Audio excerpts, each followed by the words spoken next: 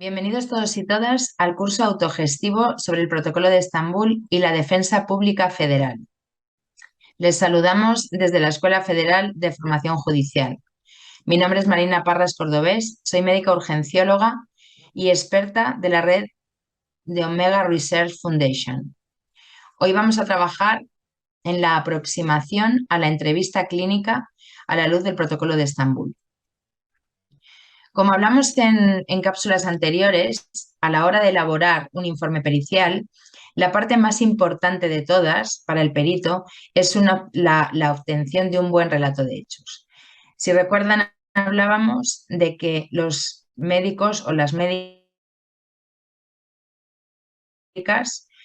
trabajamos en base a datos subjetivos, que son los síntomas o los datos que nos cuenta el paciente. Trabajamos en base a datos objetivos, que son los signos, las lesiones que podemos ver, la exploración, y un poco con la mezcla de los dos tenemos que establecer un juicio de consistencia. Por lo tanto, la parte subjetiva, el relato de hechos, lo que nos cuenta el paciente o la víctima de tortura, es la parte fundamental de todo el proceso a la hora de realizar un informe pericial.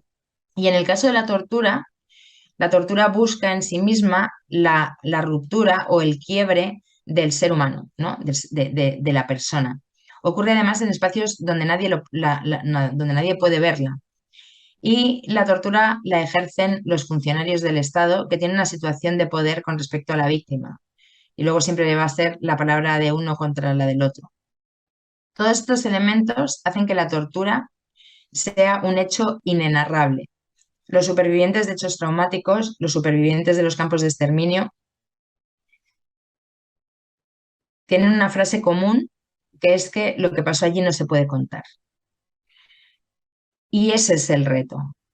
El reto es cómo llegar o cómo establecer para que la entrevista clínica sea lo suficientemente les diría que ajustada para poder obtener todos estos datos o todos estos detalles que vamos a necesitar. Entonces, dentro de de los diferentes perfiles de profesionales, nos podemos encontrar con con distintos tipos de entrevista. Entonces, la entrevista que realiza un abogado o un historiador o un policía se basa sobre todo en hechos. Se van a preguntar en relación a una actuación o un incidente, qué fue lo que pasó, qué hora era, cómo iba vestido, si hay coartada. O sea, lo fundamental son los hechos, ¿no? No importa qué pensaba la persona o qué sentía en aquel momento. Cuando la entrevista la realiza un terapeuta, un psiquiatra o una psiquiatra, un psicólogo o psicóloga, en realidad los hechos importan, pero menos, y lo que tiene de verdad relevancia a la hora de establecer un tratamiento y que la entrevista sea terapéutica es la verdad subjetiva de la persona. O sea, es que recuerda la persona de lo que pasó y cómo interpretó lo que pasó. Porque de cómo se interpreta un hecho depende que el hecho nos fortalezca, nos haga más resilientes. Si nos fijamos en las cosas, en las actuaciones en lo que hicimos bien, eh, o puede pasar todo lo contrario, que uno se quede con aquello que tenía que haber hecho y no hizo, y salgamos de ahí con humillación, con vergüenza, con culpa, provocando así un aumento de la victimización. Al terapeuta, por lo tanto, lo que le interesa es cómo interpreta la persona esos hechos de cara a facilitar las herramientas para que la interpretación de aquello que pasó refuerce a la persona, ¿no? Para que pueda salir de ahí sin un trastorno de estrés postraumático, sin pesadillas, y un poco reforzado como persona. Sin embargo, la entrevista que hace el perito, a la luz del protocolo de Estambul, tiene que ser un poco una mezcla de las dos. O sea, al perito le interesan los hechos, son muy importantes los hechos, qué fue lo que pasó, pero no es menos importante la verdad subjetiva, qué es lo que se recuerda, cómo se construyen esos hechos y las emociones que asocian. Porque son las emociones y es la verdad subjetiva, y es el cómo lo cuenta y es el contacto visual y son los detalles del relato lo que le ayudan al perito o lo que nos ayudan a los peritos o a las peritas a establecer el juicio de consistencia que nos exige el protocolo de Estambul. En ese sentido, no podemos olvidarnos a quién se le cuenta un secreto, ¿no? Si yo tengo un secreto, si yo tengo algo que nadie sabe, se lo voy a contar a alguien que me da confianza. Por lo tanto, un relato inenarrable solo se puede contar en un ambiente de confianza, ¿vale? En un ambiente en el que siento que el otro me escucha, siento que el otro intenta entender, siento que lo que voy a contar interesa a la persona que me pregunta. Y para ello, para establecer ese clima de confianza, hay que relajarlo primero el ambiente, ¿no? Nos tenemos que presentar, tenemos que explicar o tenemos que preguntar a la persona si sabe por qué nos vamos a entrevistar. Tenemos que intentar preguntar y cuál es su nombre o cómo quiere que me dirija usted. Hay que mirar a los ojos, hay que tratar con respeto, hay que cuidar mucho el lenguaje corporal, el contacto visual. Podemos relajar primero hablando de otras cosas y cómo ha llegado aquí y se ha encontrado tráfico y parece que hoy hace más frío. O sea, necesitamos un primer momento antes de meternos en materia de conocernos, ¿no? De dejar de ser dos desconocidos, de que el perito y la persona peritada tengan un espacio un poco para medirse, para mirarse, eh, y para compartir un poco el espacio, ¿no? Tenemos todo el tiempo del mundo, le apetece a usted un café, tiene sed, está cómodo. Y todo eso, en realidad lo que estamos trabajando es la empatía, ¿no? Es crear un ambiente en el que la persona se sienta confortable para hablar y en el que nosotros lo que estamos diciendo es: voy a intentar ponerme en tu piel, ¿no? Que es la empatía. Voy a intentar ponerme en tus zapatos. Entonces, para eso es fundamental una escucha activa en el que en la que yo miro a los ojos, yo asiento con la cabeza, eh, puedo contestar, o sea, puedo meter algunas frases dando que señalen que estoy escuchando y que entiendo. Es fundamental la expresión facial y explicitar que entiendo o que intento entender lo que me está contando. Es fundamental que seamos honestos, que siempre se diga la verdad.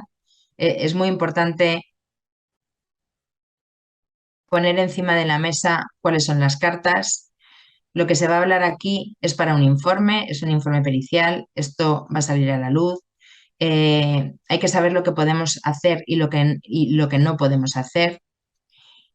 Y hay que intentar dar el control tanto del tiempo como de los contenidos a la persona, ¿no? Hay que evitar, sobre todo, retraumatizar, porque una entrevista clínica a un superviviente de tortura puede convertirse en una situación bastante similar a lo que fue el interrogatorio policial o al entorno de la tortura.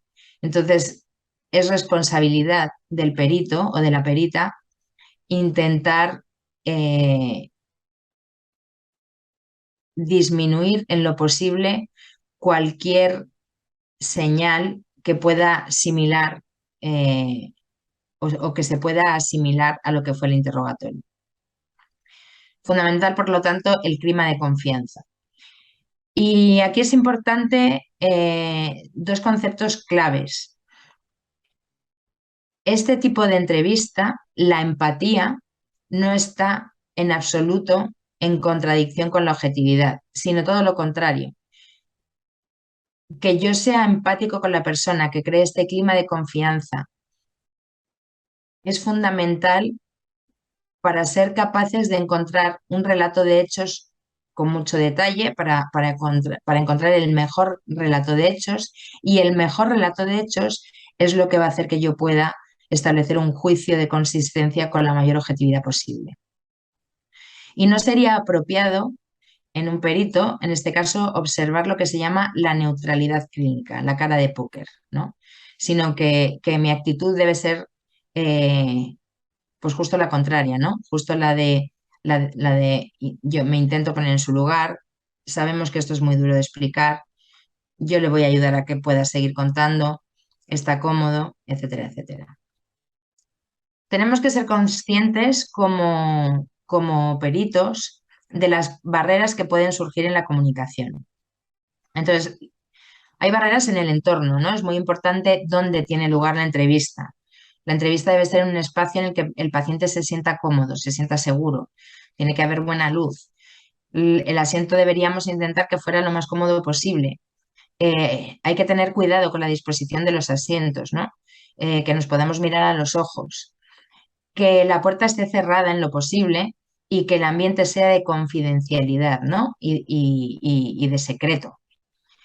Y tiene que ser un ambiente seguro, ¿no? El paciente debe sentirse seguro y nosotros también. Y con una dotación técnica adecuada. Antes de empezar la entrevista, si vamos a necesitar una camilla, pues debería haber una camilla. Debe haber un cuarto de baño cerca por si hay que parar y alguien quiere ir al cuarto de baño. Sería ideal tener acceso a bebidas.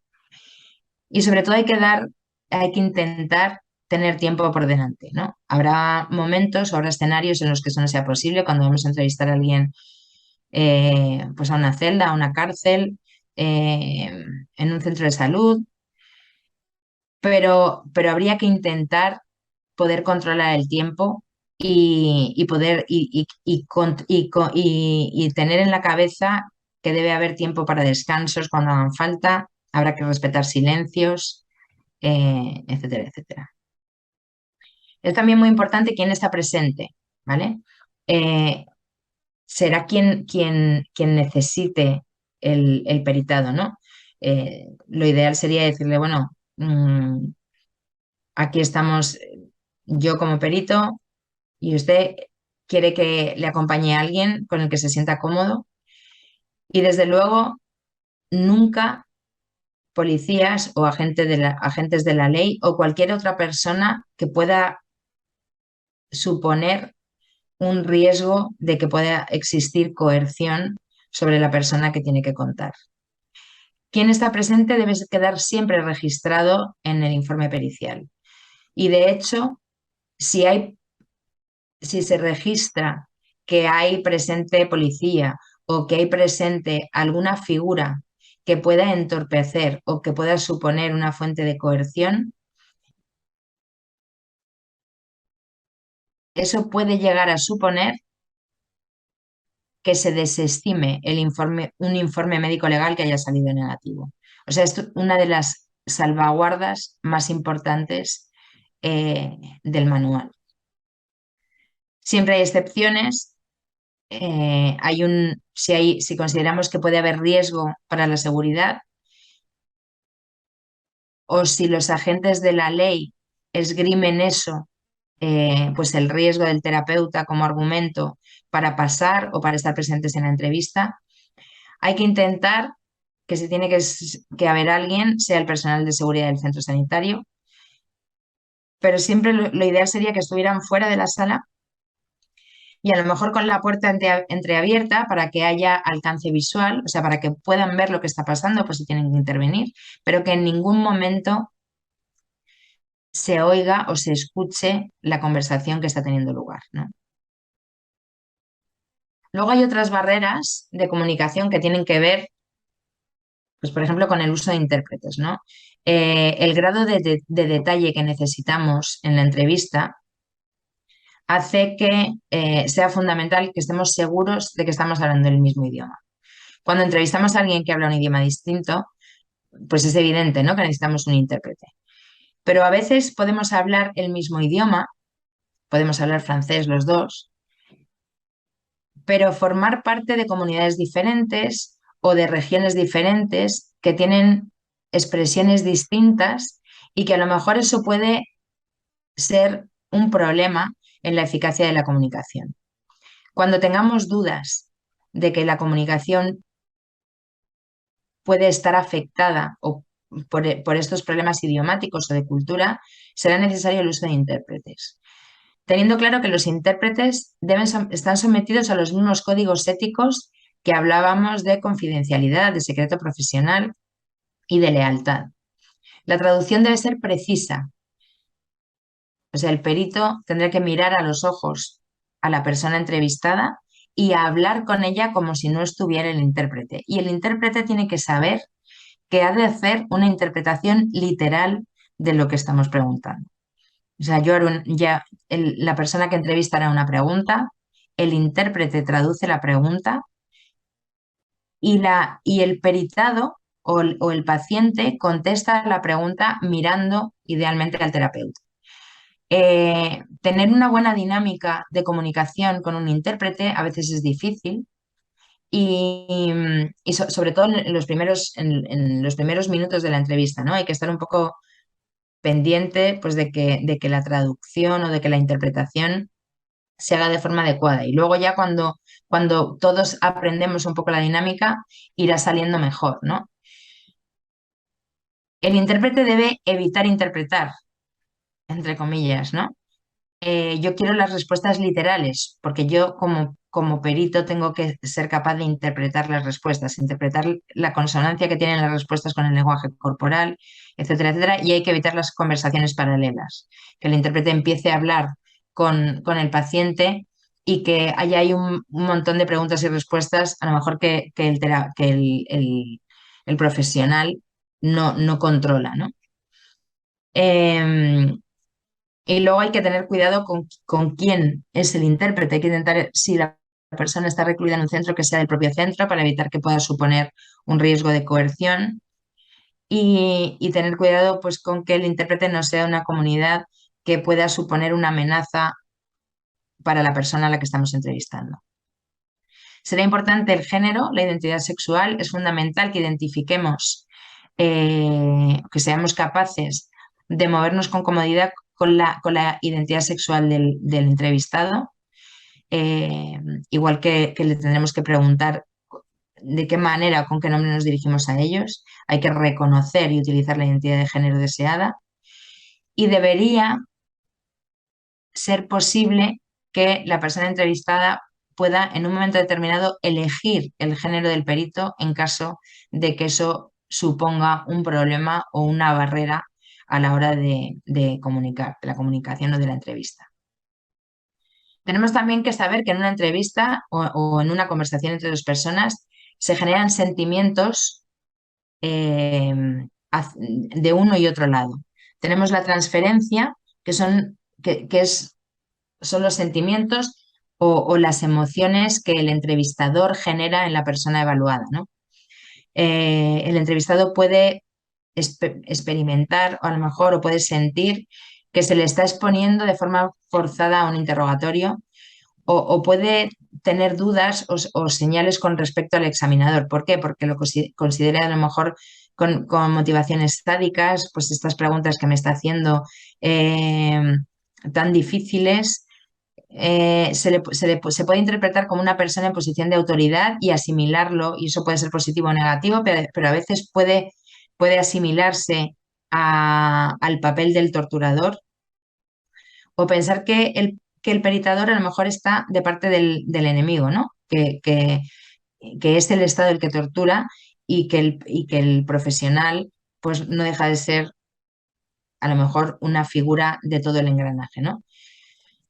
Entonces hay que tener mucho cuidado y hay que intentar como profesionales identificar esos sentimientos o esas barreras que pueden hacer que la información no fluya, ¿no? Y que la entrevista se quede en algo superficial y no nos deje profundizar en detalles.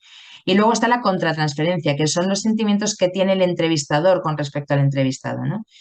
Y puede pasar que nos desborde el horror y que eso provoque que nos aislemos o que evitemos o que tengamos una posición defensiva, ¿no? De ya, pare, no me cuente tantas cosas, o o que nuestro propio trabajo y el haber escuchado muchas cosas horrorosas, pues nos ponga o bien con sentimientos de culpa, o bien con una rabia excesiva, o bien que nos lleve a banalizar, ¿no? Bueno, a banalizar lo que me cuenta, bueno, pues con todo lo que me han contado, esto que me están contando ahora, pues tampoco es para tanto o incluso que nos genere una reacción de ira, a lo mejor, contra la víctima, como culpable de la ansiedad que me provoca, ¿no? Es que yo salgo de las entrevistas fatal y luego llego a casa y se me nota irritable y entonces, y eso no me llega. Entonces, es fundamental que nosotros como profesionales seamos capaces de detectar estos posibles sentimientos o emociones de contratransferencia que pueden hacer que la entrevista no fluya como tiene que fluir, ¿no? Que no hagamos las preguntas como las tenemos que hacer o que no seamos capaces de crear ese clima de confianza y de empatía del que hablábamos. La estructura en una entrevista a la luz del protocolo de Estambul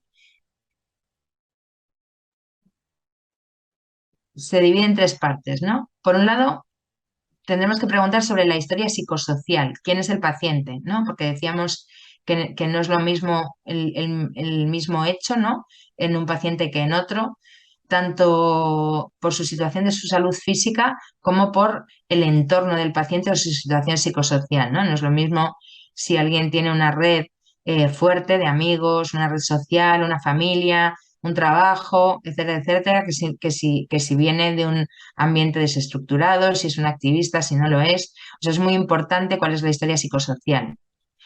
Luego haremos preguntas encaminadas a desentrañar qué fue lo que pasó, qué fue lo que pasó y además intentaremos dividir en momentos, ¿no? En el momento de la detención, en el momento del traslado, en el momento del encarcelamiento y pasaremos a un tercer bloque que serán las consecuencias o las secuelas físicas o psicológicas o sociales. O sea, si la persona perdió el trabajo, si se tuvo que cambiar de casa, si tiene pesadillas, si ha vuelto a ser la misma, si no, si está irritable. Y todo esto nos ayuda a hacer la valoración, ¿no? Del juicio y poder llegar a un juicio de consistencia. Y luego a la hora de hacer las preguntas, pues habrá diferentes tipos de preguntas según el momento en el que estemos y según la información que queramos obtener. Entonces se trata de una especie de baile en el que haremos, probablemente empezaremos por preguntas abiertas, en el que y en ese momento el paciente tiene la libertad de expresar en sus propias palabras lo que pasó, ¿no? De expresarlo y de organizarlo como lo tiene en la cabeza y de mantener un poco su estructura. De ahí contará más o menos detalles, algunos detalles que le vengan a la cabeza, pero habrá otras muchas cosas que a lo mejor no va a contar, probablemente porque piensa que no son importantes o que no nos van a interesar. Entonces, a esas preguntas abiertas, con un relato más o menos largo en el que la persona exprese, tienen que ir seguidas de unas preguntas cerradas, ¿no? Para concretar lo que nosotros como profesionales necesitamos saber. Y esas preguntas cerradas o preguntas más concretas van a ser de muchísima utilidad, porque ahí vamos a preguntar por cosas a lo mejor peculiares, ¿no? ¿Y qué recuerda de la habitación en la que estaba? Y, o qué sentía en aquel momento, en qué posición estaba, qué fue lo primero que se le pasó por la cabeza. O sea, son una serie de preguntas que nos van a ayudar a nosotros a valorar la consistencia. y a valorar después las posibles incoherencias o no incoherencias que tenga el relato, ¿no? Porque recordemos que la tortura afecta la memoria, afecta la sensación de temporalidad, ¿no? De tiempo, y luego nosotros a la hora de establecer el juicio de consistencia tenemos un poco que valorar todos esos detalles para justificar pues, las lagunas nésicas, para justificar que pueda haber alguna incongruencia, etcétera, etcétera. Y luego habrá otras técnicas, ¿no? Hay veces que a lo mejor ante una pregunta abierta una persona se puede quedar un poco bloqueada o no. Se le puede proponer que describa el entorno, que haga un dibujo, que haga un croquis. Y luego, igual que respetamos el relato, ¿no? Y escuchamos y miramos y sentimos, hay que respetar los silencios, ¿no? A veces eh, uno necesita silencios para organizarse la cabeza o para poder seguir contando o para decidir lo que quiere contar y lo que no. Y como hablábamos, es muy habitual en los relatos de tortura que haya incoherencias o incongruencias en el relato, ¿no? Que una vez cuente que había dos personas, otra vez que cuente que había una, que una vez diga que fueron 5 minutos y otra vez que diga que fue media hora. Eh, y sabemos que la tortura provoca eso en la memoria. La memoria no funciona como una película, ¿no? Como una serie de escenas que se suceden, sino que la memoria graba momentos, graba olores, graba sentimientos y graba las cosas en diferentes áreas de almacenamiento. Y nuestro recuerdo además cambia con el tiempo, porque nosotros nos vamos explicando a nosotros mismos lo que pasó y podemos ir eh, un poco modificando los hechos, ¿no? En función de cómo lo interpretamos. Y eso no quiere decir que se mienta, sino que se recuerda de una manera determinada. Es habitual que la excitación emocional extrema, como hablamos en otra cápsula, provoque fallos en la fijación y olvidos, y tenemos que ser capaces de analizar todos esos olvidos y relacionarlos con los hechos y eso y justificarlo o que nos ayuden a llegar al juicio de consistencia que tenemos que hacer, ¿no? Y como evaluadores también tenemos que definir cuántos detalles necesitamos. Eh, es decir, o sea, a veces no hace falta hurgar hasta el fondo en todo lo que pasó, sino que a lo mejor hay que mantenerse un poco más superficiales porque sobre todo no queremos hacer daño, ¿no? No queremos retraumatizar y no queremos hacer más daño del que ya está hecho. Entonces, hay que definir cuántos detalles o qué necesitamos para llegar al juicio clínico, ¿no? Y buscar un poco lo que es la consistencia interna y la consistencia interna del relato. Con mucha frecuencia las inconsistencias que a lo mejor en un ámbito judicial pues nos harían sospechar que aquí puede haber algo inventado. Los profesionales de la salud sabemos que con mucha frecuencia las inconsistencias apoyan precisamente la credibilidad del relato y de las alegaciones. Y todo esto nosotros lo vamos a poner en palabras en dos apartados del anexo 4, ¿no? En el relato de hechos, que habla de la información base y de la alegación de tortura y malos tratos. Y no olvidar que el juicio de consistencia es acerca de lo que pasó y lo que tenemos que ver es si hay consistencia entre los síntomas que nos cuentan, los signos que vemos y el relato de hechos del paciente, ¿no? Nunca la versión policial o la de los aprehensores, ¿no? Que hemos en estos años evaluado algunos informes periciales en base al protocolo de Estambul, en la que en el informe pericial se habla de si esto es congruente con lo que dijo la policía, eso no debería estar nunca un informe pericial, ¿no? A la luz del protocolo de Estambul. Y con esto yo creo que terminamos la sesión de hoy. Muchas gracias a todos y a todas y me despido.